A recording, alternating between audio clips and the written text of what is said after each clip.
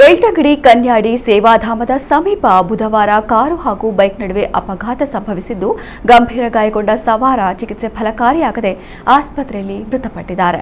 ನಾವೂರು ಗ್ರಾಮದ ಹೊಡಿಕಾರು ಗಂಗಯ್ಯ ಎಂಬುವರ ಪುತ್ರ 28 ವರ್ಷದ ಚಂದ್ರಹಾಸ ಮೃತ ಸವಾರ. ಚಂದ್ರಹಾಸ ಅವರು ಟೈಲ್ಸ್ ಹಾಕುವ ಕೆಲಸವನ್ನ ಮಾಡಿಕೊಂಡು ಜೀವನವನ್ನ ನಿರ್ವಹಿಸ್ತಾ ಇದ್ರು. ಅಕ್ಟೋಬರ್ 29ರಂದು ಬೆಳಿಗ್ಗೆ ಧರ್ಮಸ್ಥಳ ಕಡೆ ಕೆಲಸಕ್ಕಾಗಿ ತನ್ನ ಬೈಕ್ನಲ್ಲಿ ಹೋಗುತ್ತಿದ್ದಾಗ ಈ ದುರಂತ ಸಂಭವಿಸಿದೆ. ಕನ್ಯಾಡಿ ಸೇವಾಧಾಮದ ಸಮೀಪ ಧರ್ಮಸ್ಥಳ ಕಡೆಯಿಂದ ಉಜಿರೆ ಕಡೆಗೆ ಬರುತ್ತಿದ್ದ ಕಾರು ಹಾಗೂ ಬೈಕ್ ನಡುವೆ ಈ ಅಪಘಾತ ಸಂಭವಿಸಿದೆ.